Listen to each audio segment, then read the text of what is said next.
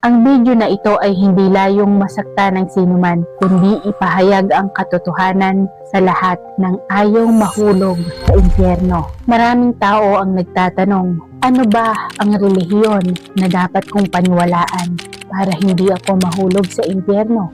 Gusto kong sabihin sa iyo ng tapat, walang relihiyon ang makapagliligtas sa iyo mula sa pagkahulog sa impyerno. Dahil hindi kailanman sinabi ng Panginoong Hesus na ang paniniwala sa relihiyon ay magdudulot ng kaligtasan. Sinabi niya, ako ang daan at ang katotohanan at ang buhay. Sino man ay hindi makaparoroon sa Ama, kundi sa pamamagitan ko.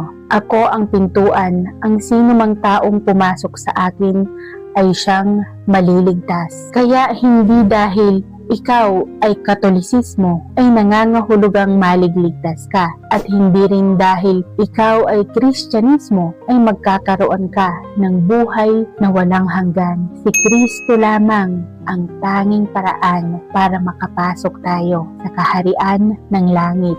Kung sang-ayon ka rito, Amen. Balikan natin ang mga kasaysayan. Sa mga panahong iyon, ang mga tao sa Judaismo ay naniniwala na sila ang mga hinirang ng Diyos at ang kanilang pananalig ang pinaka-orthodox. Ngunit nang dumating ang Panginoong Hesus, hindi nila siya tinanggap at nilabanan at kinondena pa nila ang ating Panginoon. Ano ang naging resulta? Inabandona at inalis sila ng Diyos at binanas ang kanyang sumpa at kaparusahan. Ngunit ang mga disipulong umalis sa Judaismo at sumunod sa Panginoong Hesus ay tinanggap ang bagong gawain niya at natanggap ang pagtubos. Gaya ng sinabi ng Diyos, ang mga ito'y ang nagsisisunod sa kordero saan man siya pumaroon. Kaya ang tunay na mahalaga ay hindi saang relihiyon ako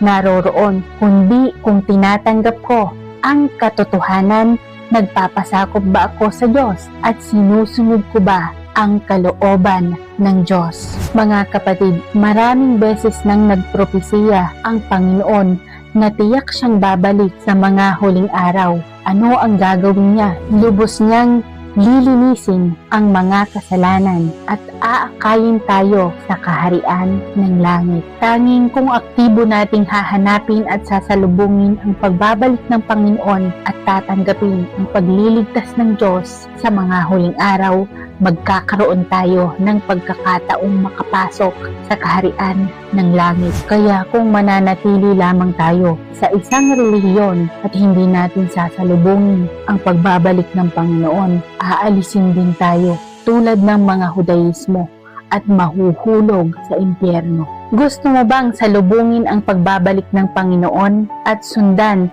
ang yapak ng kordero? Mag-iwan ng comment na nagsasabing handa ako at iimbitahan kitang sumali sa aming libreng online fellowship para sama-samang salubungin ang Panginoon at dumalo sa biging ng kaharian ng langit. At ishare mo ito sa mga mahal mo sa buhay upang sila din ay maligtas.